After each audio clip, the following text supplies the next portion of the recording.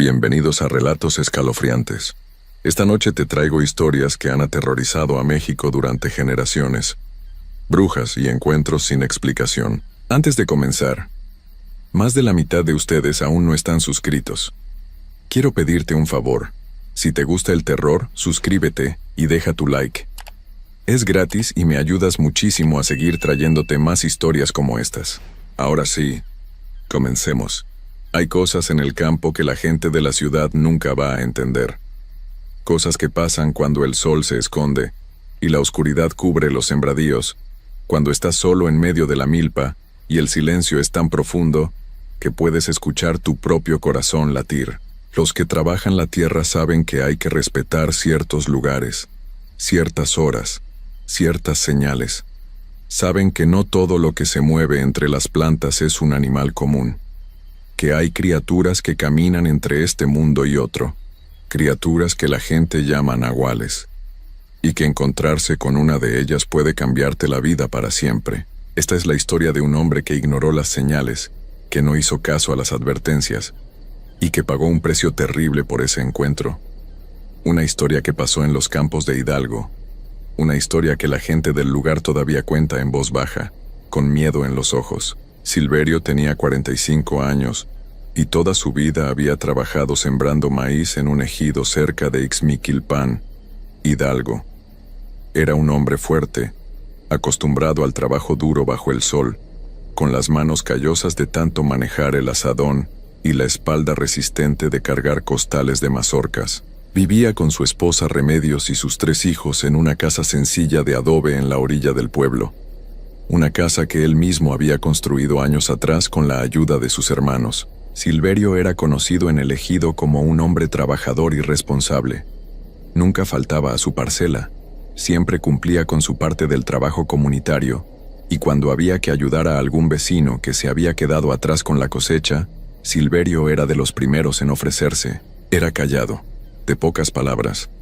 Pero cuando hablaba la gente lo escuchaba porque sabía que si Silverio decía algo, era porque valía la pena. Su parcela quedaba en la parte norte del ejido, junto a la de don Macedonio, un señor mayor que ya casi no trabajaba la tierra y que había dejado su terreno medio abandonado. La milpa de don Macedonio estaba descuidada, con hierbas creciendo entre las plantas de maíz, algunas partes ya casi monte cerrado. Silverio le había ofrecido varias veces ayudarle a limpiar, pero don Macedonio siempre decía que ya estaba muy viejo, que dejara la tierra descansar. Era octubre, tiempo de cosecha. Silverio se pasaba los días cortando las mazorcas maduras, juntándolas en costales, cargándolas hasta el camino donde pasaba la camioneta a recogerlas. Era un trabajo pesado, pero a Silverio le gustaba. Le gustaba ver el fruto de su esfuerzo, las mazorcas gordas y doradas, saber que con eso iba a alimentar a su familia durante el año. Un día Silverio se quedó trabajando más tarde de lo normal. Había empezado a cortar tarde porque en la mañana había tenido que ir al pueblo a arreglar un asunto de los papeles de la tierra, y cuando regresó ya era mediodía. Decidió quedarse hasta terminar de cosechar una sección completa, aunque eso significara salir ya de noche. Trabajó hasta que el sol empezó a esconderse detrás de los cerros. El cielo se puso naranja, luego morado, y finalmente oscuro. Silverio seguía cortando mazorcas con la ayuda de una linterna pequeña que llevaba colgada del sombrero. No le daba miedo trabajar de noche, lo había hecho muchas veces. Conocía su milpa de memoria, cada surco, cada planta. Eran como las 8 de la noche cuando estaba juntando el último costal. Hacía frío, como hace siempre en octubre en Hidalgo cuando baja el sol. Silverio estaba amarrando el costal cuando escuchó un ruido que venía de la milpa de don Macedonio.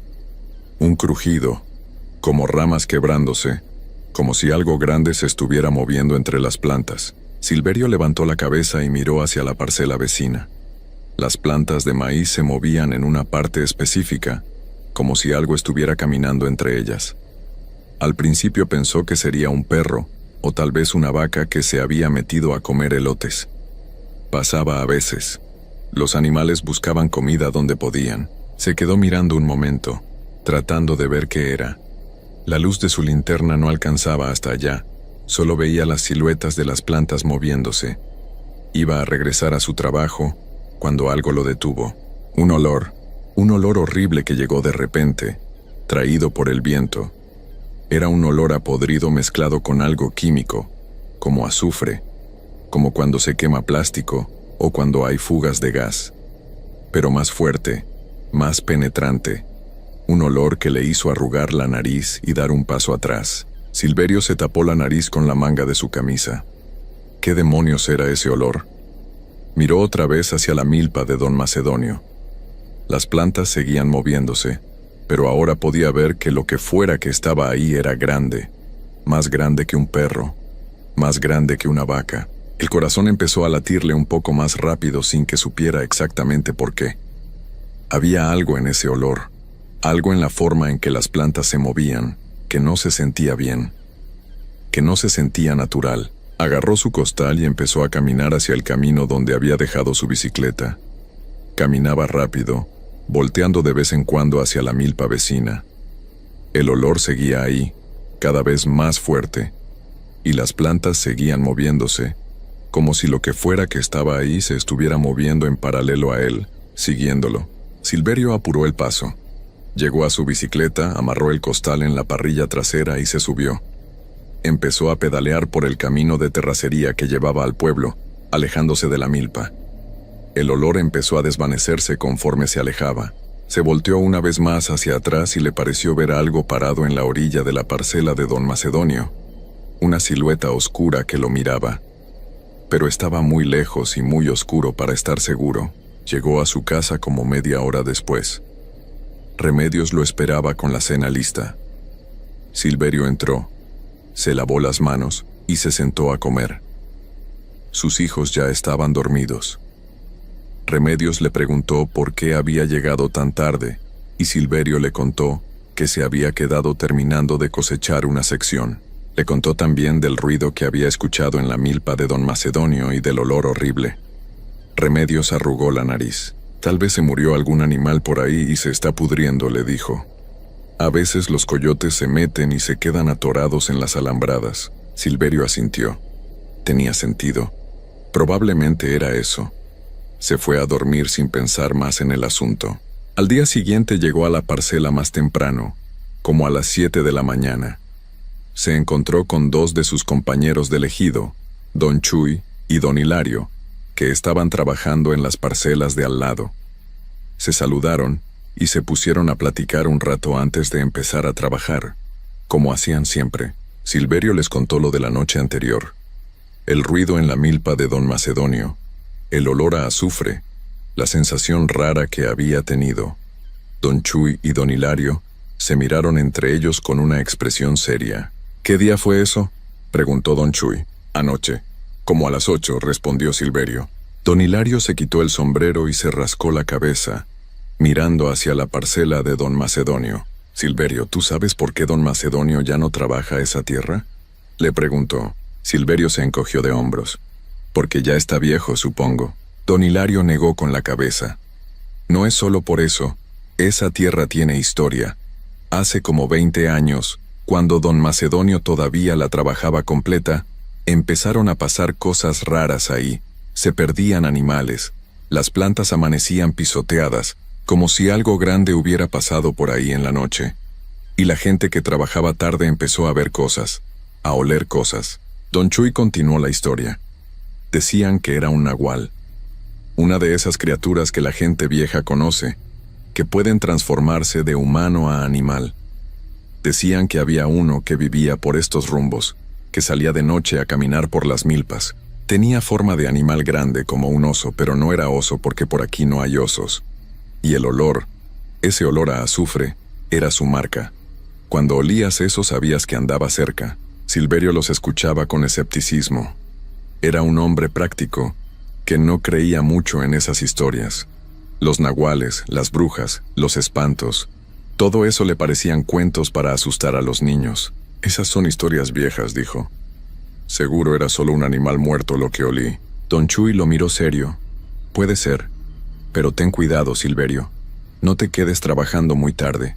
Y si vuelves a oler eso, vete de inmediato. No te quedes a investigar. Don Hilario asintió. Hubo un muchacho hace años que vio al nahual de cerca. No le pasó nada en el momento, pero después empezó a enfermarse. Perdió peso, se le cayó el pelo, se quedó medio ciego. Los doctores no le encontraban nada malo, pero el muchacho se fue apagando hasta que se fue.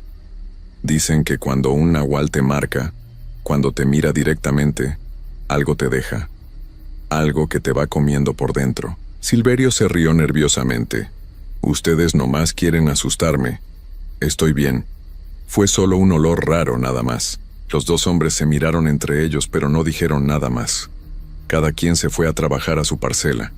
Silverio se fue a la suya pensando que sus compañeros exageraban, que se habían dejado llevar por historias viejas. Trabajó todo el día normalmente. El sol brillaba fuerte, hacía calor, y en el día todo se veía diferente. La milpa de don Macedonio se veía como lo que era, una parcela descuidada con plantas crecidas de más. Nada amenazante, nada raro. Pero cuando empezó a oscurecer, y Silverio todavía estaba ahí trabajando porque quería terminar otra sección, las cosas cambiaron. El sol se puso y el aire se enfrió. Silverio prendió su linterna y siguió cortando mazorcas. Eran como las 7:30 cuando volvió a escuchar el ruido. El mismo crujido de ramas, el mismo sonido de algo grande moviéndose entre las plantas. Venía otra vez de la milpa de don Macedonio. Silverio se detuvo. Se quedó quieto, escuchando. El ruido continuaba, y entonces llegó el olor. Ese mismo olor horrible a azufre y podrido que había olido la noche anterior. Tan fuerte que le hizo toser. Esta vez no se quedó a investigar. Agarró su costal a medio llenar y empezó a caminar hacia su bicicleta. Pero mientras caminaba, escuchó otra cosa. Pasos. Pasos pesados que venían de la milpa vecina, acercándose hacia donde estaba el límite entre las dos parcelas. Silverio volteó y apuntó con su linterna hacia allá. Y lo que vio lo dejó congelado en su lugar. Había algo parado entre las plantas de maíz. Algo grande, muy grande. Tenía forma de animal, pero no era ningún animal que Silverio conociera. Era del tamaño de un oso, tal vez más grande. El cuerpo era oscuro, cubierto de pelo negro y gris. Pero las patas eran raras. Las patas delanteras eran demasiado largas, con dedos que parecían más dedos de humano que de animal. Y la cabeza era lo peor. Era grande y deforme, con un hocico alargado pero una frente que se veía casi humana. Y los ojos brillaban amarillos en la oscuridad, reflejando la luz de la linterna de Silverio, mirándolo fijamente con una inteligencia que ningún animal normal debería tener. La criatura se quedó ahí parada, a unos 20 metros de distancia mirándolo. No se movía, solo lo miraba, y el olor que salía de ella era insoportable, tan fuerte que Silverio sentía que se iba a ahogar. Los segundos pasaban y ninguno de los dos se movía. Silverio tenía el cuerpo paralizado por el miedo. Su mente le gritaba que corriera, pero sus piernas no le respondían. La criatura inclinó la cabeza hacia un lado, como estudiándolo, como decidiendo qué hacer, y entonces abrió la boca. Lo que salió de esa boca no fue un rugido ni un gruñido normal de animal. Fue un sonido horrible, como un grito humano mezclado con el aullido de un perro. Un sonido que hizo que a Silverio se le erizara cada pelo del cuerpo. Y cuando abrió la boca, Silverio pudo ver los dientes. Dientes largos, afilados, demasiados dientes para caber en una boca normal. La criatura dio un paso hacia adelante. Eso fue suficiente para que Silverio reaccionara. Soltó el costal que llevaba cargando y echó a correr. Corrió hacia donde estaba su bicicleta, tropezándose con los surcos, con las plantas, sin voltear atrás. Podía escuchar a la criatura detrás de él.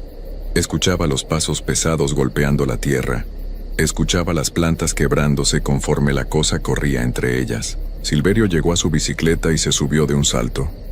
Empezó a pedalear con toda la fuerza que tenía, por el camino de terracería que llevaba al pueblo. Sus piernas bombeaban tan rápido como podían. El corazón le latía como tambor en el pecho. Escuchaba la respiración pesada de la criatura detrás de él, cada vez más cerca. No se atrevía a voltear. Solo pedaleaba, con los ojos fijos en el camino iluminado por la luz temblorosa de su linterna. El olor a azufre lo seguía, tan fuerte que le daba náuseas. La criatura seguía corriendo detrás de él. No se cansaba, no se detenía. Silverio pedaleó por lo que pareció una eternidad, aunque probablemente fueron solo unos minutos. El camino de terracería se unió con la carretera pavimentada que llevaba al pueblo. Había luces ahora, luces de los postes del alumbrado público, y conforme se acercaba a las primeras casas, los pasos detrás de él empezaron a alejarse. Volteó por primera vez. La criatura se había detenido en la orilla de la carretera, donde terminaba la oscuridad del campo y empezaban las luces del pueblo. Se quedó ahí parada, mirándolo alejarse con esos ojos amarillos brillantes. Silverio siguió pedaleando sin detenerse hasta que llegó a su casa. Entró casi tirando la puerta, respirando agitado, sudando a pesar del frío. Remedios salió de la cocina asustada al verlo en ese estado. Le preguntó qué había pasado. Silverio se dejó caer en una silla, temblando, tratando de recuperar el aliento. Le contó todo. La criatura que había visto, el olor, cómo lo había perseguido. Remedios lo escuchó con los ojos muy abiertos, llevándose una mano a la boca. «Tienes que dejar de ir a esa parcela de noche», le dijo con voz temblorosa. «Tienes que trabajar solo de día». «Por favor», Silverio asintió. No pensaba volver a quedarse trabajando tarde, no después de lo que acababa de ver. Esa noche no pudo dormir. Cada vez que cerraba los ojos veía esos ojos amarillos mirándolo. Escuchaba ese grito horrible que había salido de la boca de la criatura. El olor parecía haberse quedado pegado en su ropa, en su piel, aunque Remedios le había hecho bañarse y había lavado su ropa. A la mañana siguiente fue al ejido, pero llegó más tarde de lo normal. No quería ir, si era honesto, pero necesitaba trabajar. Necesitaba terminar la cosecha. Cuando llegó, don Chuy y don Hilario ya estaban ahí. Lo vieron llegar y notaron que se veía mal, pálido, con ojeras. Le preguntaron qué le pasaba. Silverio les contó la criatura que había visto, cómo lo había perseguido. Los dos hombres se pusieron serios. «Eso es el nahual», dijo don Chuy. «Te vio directamente, te persiguió». «Eso no es bueno, Silverio. Eso no es bueno para nada». Don Hilario asintió. «Tienes que ir a limpiarte. Tienes que ir con alguien que sepa de estas cosas, que te haga una limpia, que saque de ti lo que esa cosa te haya dejado». Silverio no era hombre de creer en limpias ni en brujerías, pero el miedo que había sentido la noche anterior era tan real, tan visceral, que estaba dispuesto a intentar lo que fuera. Don Chuy le dio la dirección de una señora en el pueblo, doña Crescencia, que sabía de esas cosas. Silverio fue a verla esa misma tarde. Doña Crescencia era una mujer muy vieja, arrugada como pasa, con los ojos casi blancos de cataratas. Cuando Silverio le contó lo que había visto, ella negó con la cabeza tristemente. «Eso es un nahual viejo, muy viejo», le dijo. «De los que llevan años transformándose, de los que ya casi no son humanos. Es peligroso, muy peligroso. Y si te persiguió, si te miró directo, ya te marcó». Le preguntó a Silverio si había sentido algo raro desde entonces. Silverio lo pensó.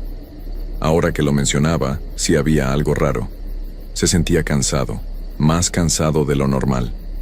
Y le dolían los ojos, como si tuviera arena adentro. Doña Crescencia hizo una limpia. Pasó un huevo por todo el cuerpo de Silverio mientras rezaba oraciones en náhuatl que él no entendía. Después rompió el huevo en un vaso con agua y se quedó mirándolo largo rato, moviendo la cabeza. «Está muy mal», le dijo. «Esa cosa te dejó algo oscuro. Puedo limpiarte, puedo ayudarte a sacarlo, pero tienes que regresar varias veces, y tienes que prometerme que no vas a volver a esa parcela. Nunca, especialmente de noche». Silverio prometió que no volvería.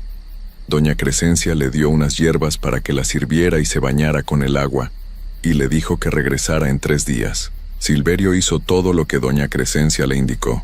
Se bañó con el agua de hierbas. Regresó a verla 3 días después para otra limpia, y otra 3 días después de esa.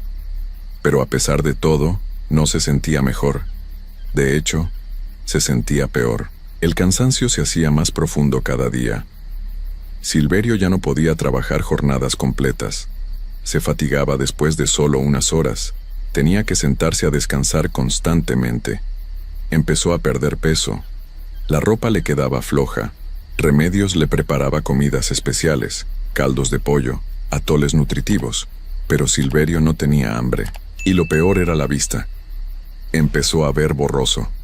Al principio pensó que solo necesitaba lentes, que tal vez era la edad, pero empeoraba rápido.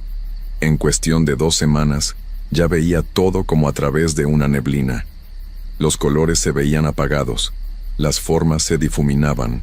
Remedios lo llevó con el doctor del centro de salud.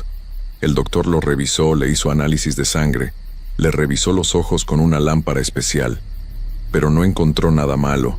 La presión estaba bien, el azúcar estaba bien, los ojos físicamente estaban sanos.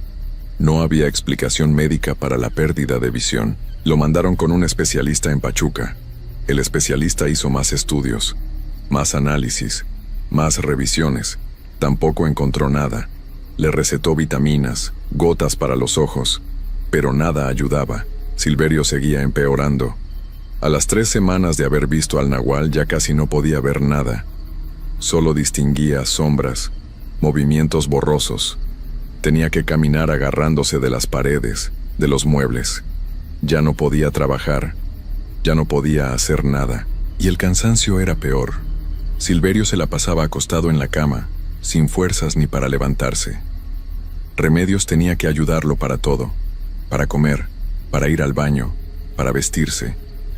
Era como si algo le estuviera sacando la vida poco a poco, como si se estuviera apagando como una vela que se consume lentamente.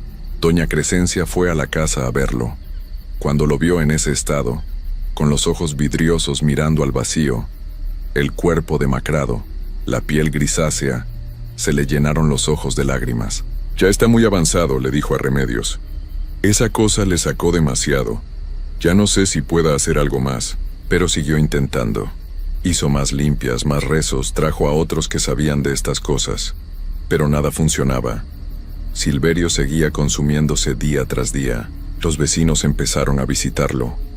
Don Chuy y don Hilario fueron varias veces. Se sentaban junto a su cama y le hablaban, aunque Silverio ya casi no respondía. Solo se quedaba ahí acostado, respirando despacio, mirando con esos ojos que ya no veían nada. Un mes después del encuentro con el nahual, Silverio ya no podía levantarse de la cama. Pasaba los días dormitando, entrando y saliendo de un sueño inquieto. Cuando estaba despierto, a veces murmuraba cosas que Remedios no podía entender. Palabras sueltas, frases sin sentido. Remedios se la pasaba sentada junto a él, llorando en silencio, viéndolo desaparecer poco a poco. Los niños estaban asustados. No entendían qué le pasaba a su papá. El doctor venía a visitarlo cada tercer día, pero no podía hacer nada más que negar con la cabeza con tristeza. Silverio había perdido tanto peso que parecía un esqueleto cubierto de piel. Los huesos se le marcaban en la cara, en el pecho, en los brazos. El cabello se le había caído casi por completo. La piel se le había puesto de un color gris enfermizo. Ya no parecía él mismo. Ya no parecía humano. Una noche, Remedios se despertó con un mal presentimiento. Se levantó y fue al cuarto donde estaba Silverio. Se sentó en la orilla de la cama y le tomó la mano. Estaba fría, tan fría. Le habló, pero Silverio no respondió. Le apretó la mano, pero no hubo respuesta. Remedios prendió la luz y vio que Silverio tenía los ojos abiertos mirando al techo, pero eran ojos vacíos. Ojos que ya no veían nada porque ya no había nadie detrás de ellos. El pecho ya no subía y bajaba. El corazón ya no latía. Silverio había dejado de existir durante la noche. Solo, en silencio, como se apaga una vela cuando ya no le queda cera que quemar. Remedios gritó y gritó hasta que los vecinos vinieron corriendo. Llamaron al doctor, pero ya no había nada que hacer. El doctor firmó el certificado de defunción poniendo falla orgánica múltiple por causa desconocida. Pero todos en el pueblo sabían la verdad. El nahual se lo había llevado. Le había sacado la vida poco a poco, día tras día, hasta que ya no quedó nada. hasta que Silverio se convirtió en una cáscara vacía que finalmente dejó de respirar. En el funeral, mucha gente del ejido fue a dar el pésame. Don Chuy y don Hilario estaban ahí, con lágrimas en los ojos, sintiéndose culpables por no haber insistido más, por no haber obligado a Silverio a dejar esa parcela desde la primera vez que olió el azufre. Doña Crescencia también fue. Le dijo a Remedios algo que ella nunca olvidaría. Le dijo que cuando un nahual marca a alguien, cuando lo persigue y lo mira directamente, le deja algo adentro, algo oscuro que se va comiendo la fuerza vital de la persona. Y no hay forma de quitarlo completamente. Solo se puede retrasar un poco, pero al final siempre gana. Remedios se quedó viuda a los 40 años, con 3 hijos que criar sola. Tuvo que vender la parcela de Silverio porque no podía trabajarla ella sola. La vendió barata a alguien de otro pueblo que no conocía la historia. Ese hombre trabajó la tierra por 1 año antes de que él también empezara a ver cosas, a oler ese olor horrible. Se fue antes de que le pasara algo peor. La parcela quedó abandonada eventualmente. Nadie más quiso comprarla. Se fue llenando de hierbas, de plantas silvestres, hasta convertirse en monte. La parcela de don Macedonio al lado sigue igual, descuidada, llena de plantas crecidas salvajemente, y la gente del ejido evita pasar por ahí de noche, porque todavía se escuchan cosas, ruidos entre las plantas, pasos pesados en la tierra, y a veces, cuando el viento sopla en cierta dirección, llega ese olor inconfundible a azufre y muerte que marca la presencia del nahual. Don Macedonio, que ya tiene más de 80 años, todavía vive en su casa cerca de esas parcelas abandonadas. Cuando alguien le pregunta por qué no vende la tierra, o por qué no deja que alguien más la trabaje, solo niega con la cabeza. Es mejor dejarla en paz, dice. Hay cosas ahí que es mejor no molestar, cosas que estaban ahí antes que nosotros, y que van a seguir ahí después de que nos vayamos. Lo mejor es respetarlas y mantenerse alejado. La historia de Silverio se convirtió en otra advertencia más que la gente del lugar cuenta. Otra razón para no quedarse trabajando tarde en el campo. Otra razón para hacer caso cuando hueles algo que no deberías oler, cuando ves algo que no deberías ver, porque los nahuales son reales. Existen en esos espacios entre lo conocido y lo desconocido, entre el mundo que entendemos y el mundo que nos da miedo aceptar. Y cuando te encuentras con uno, cuando te marca, ya no hay salvación. Silverio lo aprendió de la forma más dolorosa posible. Pagó con su vida por no haber hecho caso a las advertencias, por haberse quedado trabajando cuando debió irse, por haber volteado a ver cuando debió seguir corriendo, y ahora ya no está. Dejó a una familia rota, a unos hijos que crecieron sin padre, a una esposa que nunca se volvió a casar porque el dolor era demasiado grande. Dejó una parcela que nadie quiere trabajar, un espacio vacío en el ejido que nadie quiere llenar. Su tumba está en el cementerio del pueblo, con una cruz sencilla de madera que ya está carcomida por el tiempo. Remedios va a visitarla cada semana, a dejarle flores, a hablarle aunque sabe que ya no puede escucharla. Y en las noches, especialmente en octubre cuando es tiempo de cosecha, algunos que pasan cerca del cementerio juran que escuchan cosas. Un llanto suave, como de alguien que está perdido, que está buscando algo. Dicen que es el alma de Silverio, que no puede descansar en paz, que se quedó atrapada entre este mundo y el otro, marcada para siempre por el encuentro con el nahual, porque hay cosas peores que la muerte. Hay formas de morir que te dejan atrapado, que no te dejan descansar. Y hay criaturas en este mundo que pueden hacer eso, que pueden marcar tu alma de tal forma que ni siquiera la muerte te libera. Esa es la verdad que nadie quiere aceptar, pero que todos en el campo conocen. Que hay cosas ahí afuera, en la oscuridad que rodea las milpas, en el silencio que llena los campos cuando se pone el sol. Cosas que caminan en formas que no deberían caminar, que miran con ojos que no deberían existir, que dejan olores que marcan tu destino. Y si alguna vez estás trabajando en el campo y el sol empieza a bajar, y escuchas ruidos raros entre las plantas, y hueles ese olor horrible a azufre, no te quedes a investigar.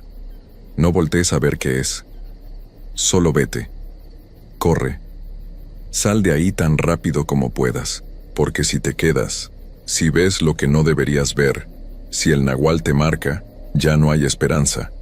Solo queda esperar a que la oscuridad te consuma poco a poco, día tras día, hasta que ya no quede nada de ti, hasta que te conviertas en otra historia de advertencia.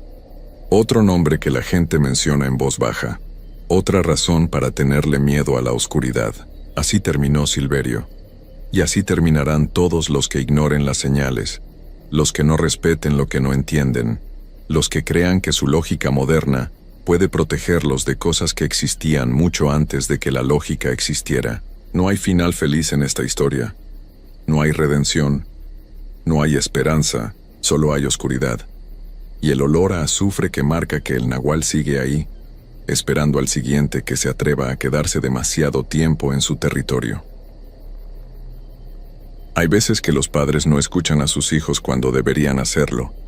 Hay momentos donde los adultos, pensando que saben más por tener más años vividos, descartan los miedos de los jóvenes como si fueran exageraciones o imaginación. Y a veces, esa arrogancia, esa certeza de que uno tiene la razón solo por ser mayor, puede costar más caro de lo que nadie imagina. Esta es la historia de una familia que no escuchó, que ignoró las advertencias, que pensó que las historias viejas eran solo cuentos para asustar niños, y que aprendió, demasiado tarde, que hay cosas en este mundo que existen sin importar si uno cree en ellas o no. Una historia que pasó hace algunos años en un rancho a las afueras de Xalapa, Veracruz. Una historia que la familia todavía llora, y que el pueblo todavía cuenta con tristeza y con miedo. María tenía 15 años y vivía con sus padres en un rancho pequeño en la orilla de la ciudad de Xalapa. El rancho no era muy grande, apenas unas hectáreas de tierra, pero tenían una granja con varios animales: gallinas, puercos, algunas vacas, cabras y un par de caballos. La familia vivía de vender los huevos, la leche y a veces algún animal cuando necesitaban dinero extra. El papá de María se llamaba Joaquín. Era un hombre trabajador, de manos callosas y espalda fuerte, que se levantaba todos los días antes del amanecer para alimentar a los animales y limpiar los corrales. La mamá, doña Estela, se encargaba de la casa y de ayudar con las gallinas y con la venta de los productos. María era hija única y sus padres la querían mucho, aunque a veces eran un poco duros con ella, como suelen ser los padres de rancho. María ayudaba con las tareas cuando salía de la escuela, daba de comer a las gallinas, juntaba los huevos, ayudaba a su mamá a preparar la comida. Era una muchacha responsable, buena estudiante, que soñaba con algún día ir a la universidad y estudiar para ser maestra. Sus padres no estaban muy convencidos de eso. Pensaban que sería mejor que se quedara ayudando en el rancho, pero María tenía esperanzas. La casa donde vivían era sencilla, de un solo piso, con 3 cuartos y un portal grande donde se sentaban por las tardes a tomar fresco. Los corrales quedaban detrás de la casa, y más allá había un terreno con árboles grandes, un pedazo de monte que no habían limpiado. El rancho más cercano quedaba como a 200 metros de distancia, y después de ahí, ya empezaban las casas de la ciudad. Todo era normal en la vida de María hasta que empezó octubre. Una noche, María se despertó con un ruido. Miró el reloj en su mesita de noche y eran las 3 de la mañana. El ruido venía de afuera, de donde estaban los corrales. Sonaba como si los animales estuvieran inquietos. Escuchaba a las gallinas cacareando, a los puercos gruñendo, a las cabras balando. María se quedó acostada escuchando. En el rancho era normal escuchar ruidos de noche. Los animales a veces se asustaban con algo, un coyote que pasaba cerca, un perro callejero, o simplemente porque sí. No le dio mucha importancia y trató de volverse a dormir, pero el ruido seguía, y había algo en ese ruido que no se sentía normal. Los animales no solo estaban inquietos, sonaban asustados, aterrorizados. Las gallinas cacareaban como locas, los puercos chillaban, las cabras no paraban de balar. Era como si algo los estuviera espantando muy feo. María se levantó de la cama y se asomó por la ventana de su cuarto que daba hacia los corrales. Estaba oscuro. Solo había una luz tenue del poste que quedaba cerca de la casa. Podía ver las siluetas de los corrales, pero no podía distinguir bien qué estaba pasando. Se quedó ahí parada mirando por un rato. Los ruidos eventualmente se calmaron. Todo volvió al silencio. María regresó a la cama pensando que tal vez había sido un animal salvaje que pasó cerca y asustó a los de la granja. A la mañana siguiente, durante el desayuno, le contó a sus papás lo que había escuchado. Su papá se encogió de hombros. Seguro fue un tlacuache o un mapache que se metió a ver si agarraba gallinas, le dijo. Pasa seguido, no te preocupes. Su mamá asintió. En los ranchos siempre hay ruidos de noche, mija. Los animales se asustan por cualquier cosa. Ya te vas a acostumbrar. María aceptó la explicación. Tenía sentido. Ella todavía era nueva en esto de vivir en un rancho. Habían vivido en la ciudad hasta hacía un año, cuando su papá heredó el rancho de un tío y decidieron mudarse para trabajarlo. María extrañaba la ciudad, donde había más gente, más luces, menos oscuridad y menos ruidos raros. Pero los ruidos siguieron, cada noche, más o menos a la misma hora, alrededor de las 3 de la mañana. María se despertaba con los animales haciendo escándalo. Era siempre lo mismo. Las gallinas cacareando desesperadas, los puercos chillando, las cabras balando como si las estuvieran lastimando. María les seguía contando a sus papás cada mañana, y cada mañana ellos le decían lo mismo, que era normal, que los animales eran así, que no se preocupara. Su papá salía a revisar los corrales cada mañana y siempre todo estaba en orden. Los animales estaban bien, no faltaba ninguno, no había señales de que algún depredador hubiera entrado. Las cercas estaban intactas, no había nada fuera de lugar. Pero María sabía que había algo raro, algo en la forma en que los animales sonaban, en la regularidad con que pasaba todas las noches a la misma hora. No se sentía normal. No se sentía como un simple animal salvaje pasando cerca. Una noche, como 2 semanas después de que empezaron los ruidos, María decidió que iba a salir a ver qué era. Ya estaba cansada de despertarse todas las noches, cansada de que sus papás no le hicieran caso. Quería ver con sus propios ojos qué era lo que asustaba tanto a los animales. Esa noche, cuando escuchó los ruidos empezar a las 3 de la mañana como siempre, María se levantó de la cama. Se puso una chamarra sobre su pijama y unas chanclas. Agarró una linterna que tenía guardada en el cajón de su mesita. Abrió la puerta de su cuarto con cuidado de no hacer ruido para no despertar a sus papás, que dormían en el cuarto de al lado. Salió de la casa por la puerta de la cocina que daba hacia el patio trasero donde estaban los corrales. La noche estaba oscura, sin luna, y hacía un poco de frío.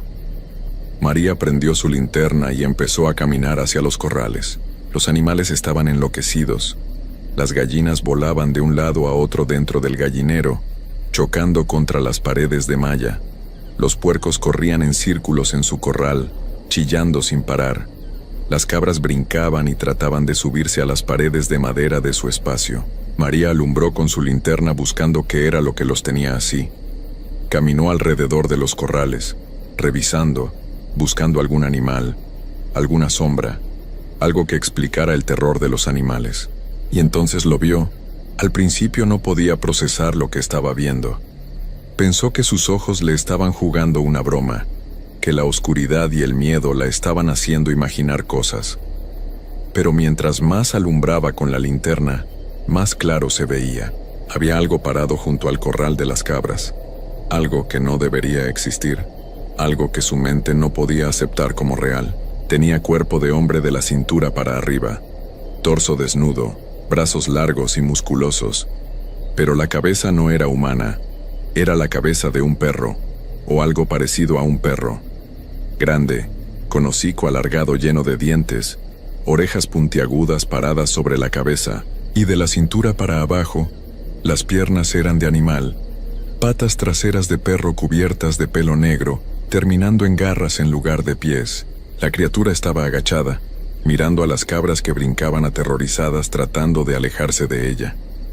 Tenía una mano, o garra, extendida hacia ellas, como tratando de agarrar una. María se quedó congelada. La linterna temblaba en su mano. No podía moverse, no podía gritar, no podía ni respirar. Solo podía mirar a esa cosa imposible que estaba ahí parada en el corral de su familia. Y entonces la criatura volteó a verla. Los ojos brillaban amarillos en la oscuridad, reflejando la luz de la linterna. No eran ojos de animal. Tenían una inteligencia, una conciencia que ningún animal normal debería tener. La criatura la miró directamente, inclinó la cabeza hacia un lado como estudiándola, y abrió la boca, y habló.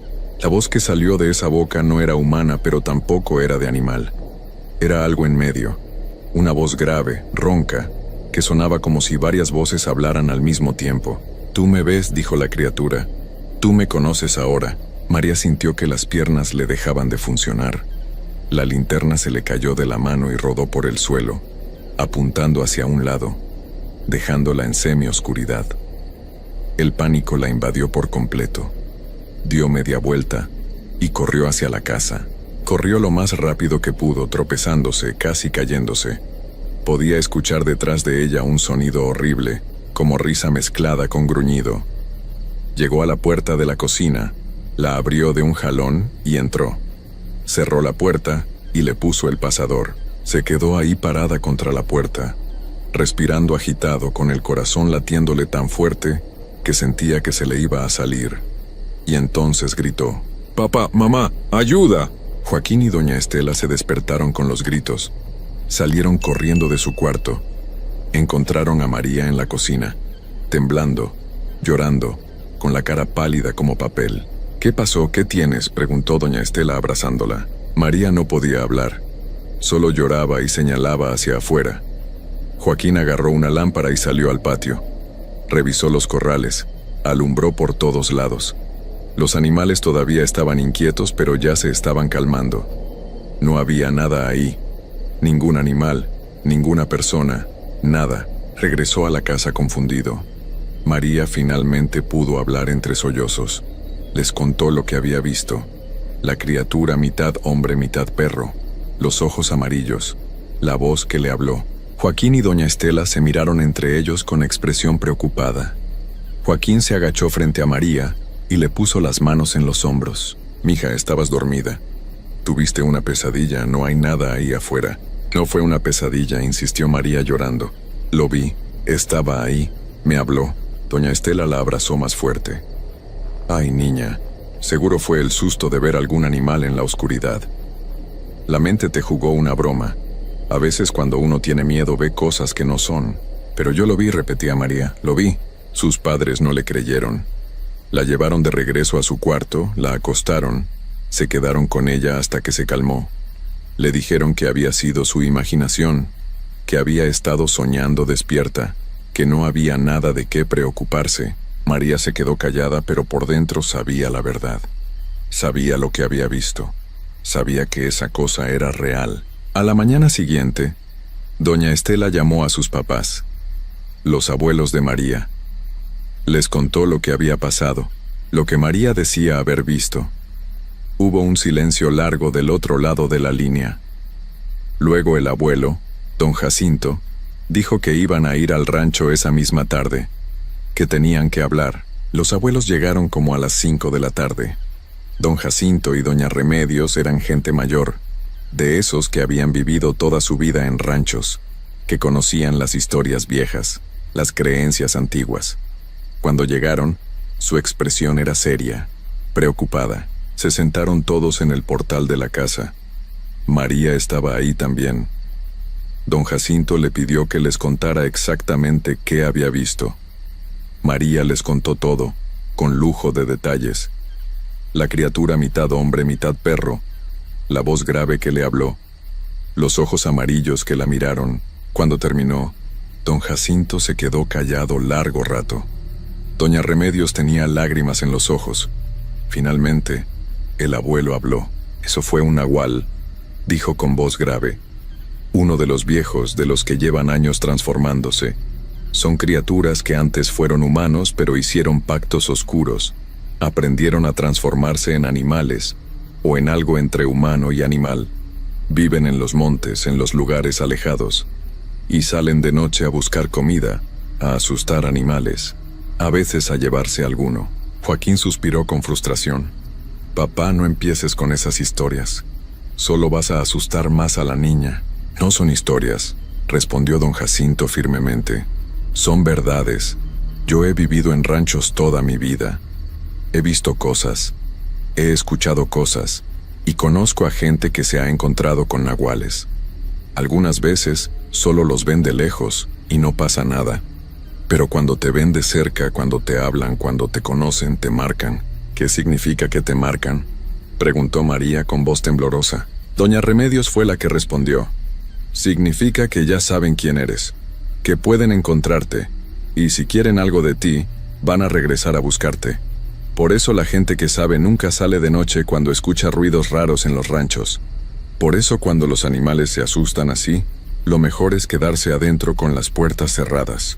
Joaquín negó con la cabeza. Esto es ridículo. Son supersticiones de gente vieja. No voy a asustar a mi hija con estas cosas. Don Jacinto lo miró con enojo. Eres terco, Joaquín. Siempre lo has sido. Te hemos contado estas cosas desde que eras niño y nunca nos has querido escuchar. Pensabas que eran cuentos para asustarte, pero no lo son. Y ahora tu hija vio algo que no debería haber visto, y ustedes en lugar de protegerla le dicen que fue su imaginación. No fue mi imaginación, dijo María en voz baja. Fue real. Doña Estela estaba nerviosa. Entonces, ¿qué hacemos, suegro? Si lo que dice es cierto, ¿cómo protegemos a María?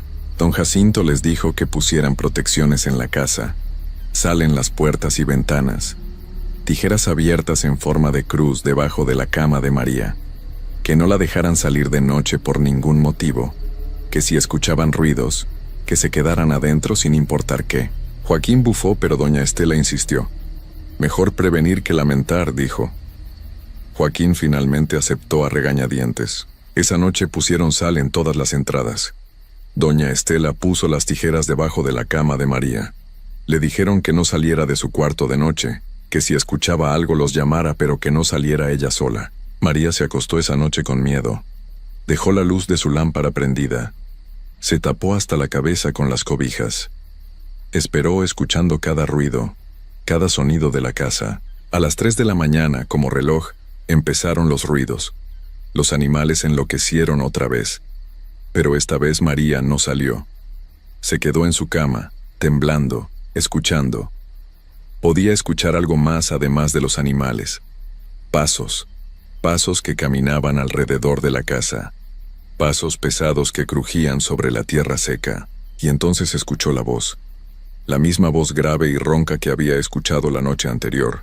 Pero ahora venía de afuera de su ventana. María, decía la voz. María, sal, ven conmigo. María apretó los ojos con fuerza. Se tapó los oídos con las manos. Pero la voz seguía penetrando incluso a través de sus manos. Ya te vi, María, ya te conozco, ahora eres mía, vas a venir conmigo. María empezó a llorar en silencio. Quería gritar a sus papás, pero tenía tanto miedo que la voz no le salía. Los pasos seguían afuera, caminando alrededor de la casa. La voz seguía llamándola, una y otra vez. Esto duró horas, hasta que finalmente, cuando empezó a amanecer, todo se detuvo. Los pasos se alejaron. La voz se calló.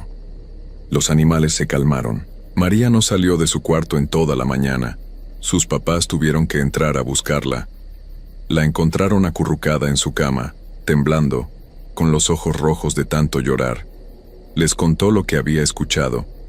Esta vez, viendo el estado de su hija, Joaquín empezó a tomar las cosas más en serio. Llamaron otra vez a don Jacinto. El abuelo llegó con un señor que conocía, don Evaristo, que sabía de limpias y protecciones. Don Evaristo revisó la casa, hizo limpias con huevo a María, puso más protecciones. Les dijo que el nahual ya había marcado a María, que iba a seguir regresando. ¿Hay forma de quitarle la marca?, preguntó Joaquín desesperado. Don Evaristo negó con la cabeza tristemente. Una vez que un nahual te marca, es muy difícil quitárselo. Lo único que pueden hacer es protegerse lo mejor posible. Mantenerla adentro de noche, no dejarla sola. Rezar mucho. Los días siguientes fueron una pesadilla. Cada noche el nahual regresaba. Caminaba alrededor de la casa. Llamaba a María. Rascaba las paredes, las ventanas. A veces se subía al techo y caminaba arriba, haciendo que las láminas crujieran. Los animales enloquecían todas las noches. María dejó de dormir. No podía. El miedo era demasiado grande. Empezó a verse demacrada, con ojeras profundas, más delgada. Dejó de ir a la escuela porque no tenía fuerzas. Se la pasaba sentada en la sala durante el día, con los ojos vacíos, esperando que llegara la noche, y con ella el terror. Joaquín y doña Estela tampoco dormían. Se turnaban para vigilar toda la noche, uno despierto mientras el otro trataba de descansar un poco. La casa se convirtió en una prisión. Ya no salían más que para lo absolutamente necesario. Don Jacinto les sugirió que se fueran del rancho, que se mudaran de regreso a la ciudad, lejos de ese lugar. Pero Joaquín se negaba. Era su rancho, su herencia, su sustento. No iba a dejar que lo corrieran. Pasaron 2 semanas así. 2 semanas de terror nocturno, de no dormir, de escuchar esa voz llamando a María cada noche. Y entonces llegó la noche en que todo cambió. Era un viernes. María estaba en su cuarto. Sus papás estaban en la sala, sentados en el sillón, esperando que comenzara el tormento de cada noche. Eran las 3 de la mañana cuando escucharon los ruidos empezar como siempre, pero esta vez era diferente. Esta vez los ruidos eran más fuertes, más urgentes. La voz del nahual no solo llamaba a María, gritaba, exigía: «María, ¿sales ahora o entro por ti?» Joaquín se levantó del sillón con un machete en la mano. Le gritó a doña Estela que fuera a revisar a María, que se asegurara de que estuviera bien encerrada en su cuarto. Doña Estela corrió al cuarto de María. Abrió la puerta. La ventana estaba abierta. La cama estaba vacía. María no estaba. Doña Estela gritó. Joaquín corrió al cuarto. Miraron por la ventana abierta. Afuera, en la oscuridad, podían ver una figura alejándose hacia el monte. Una figura que cargaba algo. Algo que parecía el cuerpo inerte de una muchacha. Joaquín salió corriendo de la casa con el machete, gritando el nombre de su hija.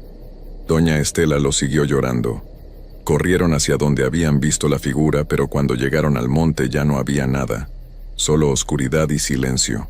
Buscaron toda la noche. Cuando amaneció llamaron a la policía. Organizaron grupos de búsqueda, rastrearon el monte, los campos, los ranchos cercanos. Trajeron perros, pero no encontraron nada. Ni rastro de María, ni señal de lo que se la había llevado. Don Jacinto, cuando se enteró, lloró amargamente.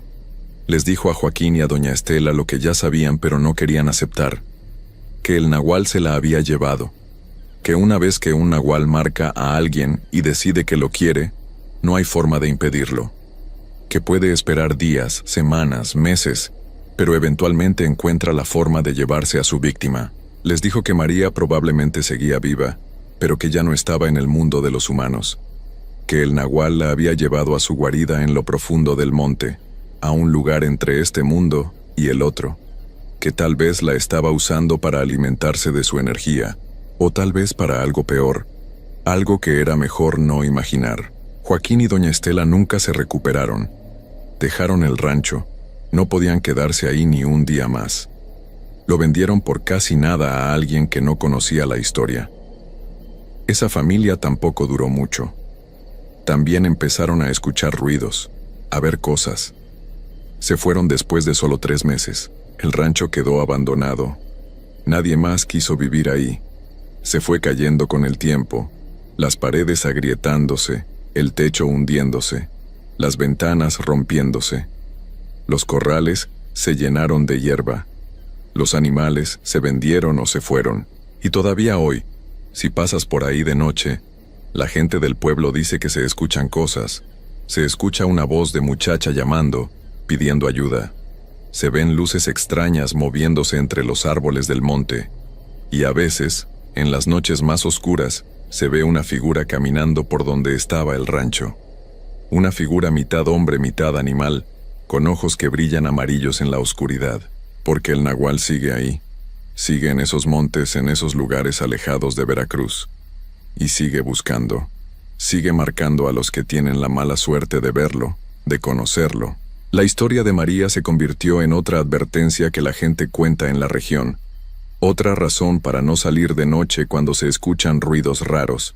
Otra razón para hacer caso a las advertencias de los viejos, de los que saben, de los que han vivido lo suficiente para conocer las verdades que los jóvenes se niegan a aceptar.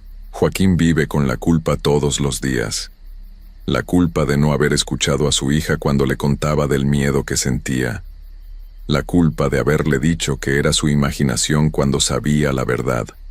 La culpa de no haber hecho caso a su papá, de haber pensado que era más listo, más moderno, que esas creencias viejas no aplicaban para él. Doña Estela perdió la razón casi por completo. Pasó años en tratamiento, medicada, tratando de olvidar esa noche, cuando abrió la puerta del cuarto y encontró la ventana abierta y la cama vacía. Tratando de olvidar los gritos de su esposo buscando a su hija en la oscuridad. Tratando de olvidar que nunca la encontraron. María nunca apareció. La policía cerró el caso como persona desaparecida. No había evidencias, no había pistas, no había sospechosos. Solo una muchacha de 15 años que desapareció en medio de la noche sin dejar rastro. Pero los que saben, los que conocen las historias, los que respetan las cosas viejas que existen en este mundo, ellos saben la verdad. Saben que María sigue ahí afuera, en algún lugar entre el mundo que conocemos y el mundo que no queremos conocer, en manos del nahual que la marcó, que la eligió, que la reclamó como suya. Y la peor parte, la parte que don Jacinto nunca les dijo a Joaquín y a doña Estela, porque el dolor ya era demasiado grande, es que según las historias viejas, cuando un nahual se lleva a alguien joven así, no es solo para alimentarse, es para convertirlo, para enseñarle los caminos oscuros, para hacer que esa persona también se convierta en nahual con el tiempo. Así que tal vez María sigue viva, tal vez está en ese monte, en esa guarida oscura, aprendiendo cosas que ningún humano debería aprender, convirtiéndose poco a poco en algo que ya no es humano, perdiendo su humanidad día tras día hasta que ya no quede nada de la muchacha de 15 años que solo quería ir a la universidad y ser maestra. Y algún día, tal vez en unos años, tal vez en unas décadas, habrá reportes de otra criatura en esos montes, otra figura mitad humana, mitad animal, que camina de noche por los ranchos, y tal vez alguien la verá de cerca y jurará que tiene cara de mujer joven, una mujer que ya no es joven pero que tampoco es vieja, con ojos que alguna vez fueron humanos, pero que ahora brillan amarillos en la oscuridad, porque ese es el verdadero horror de esta historia. No solo que María desapareció, no solo que sus padres la perdieron, sino que lo que le espera es peor que la muerte, es una existencia eterna, como algo que ya no es ella, como una criatura oscura que vagará por esos montes para siempre, repitiendo el ciclo, buscando a otros para marcar, para llevarse, para convertir. Así termina la historia de María, sin esperanza de rescate, sin posibilidad de que regrese, sin final feliz ni redención. Solo la oscuridad eterna y la transformación en algo monstruoso. Y si alguna vez estás en un rancho en Veracruz, o en cualquier rancho alejado de México, y escuchas ruidos raros de noche, si los animales empiezan a asustarse sin razón aparente, no salgas. No importa cuánta curiosidad tengas, no importa que pienses que sabes qué es, quédate adentro. Cierra bien las puertas y las ventanas, y reza para que lo que sea que esté ahí afuera no te vea, porque si te ve, si te marca, si decide que te quiere, ya no hay escapatoria, ya no hay esperanza, solo queda esperar a que venga por ti, como vino por María. Y cuando lo haga nadie va a poder salvarte, nadie va a poder encontrarte, solo vas a desaparecer en la noche.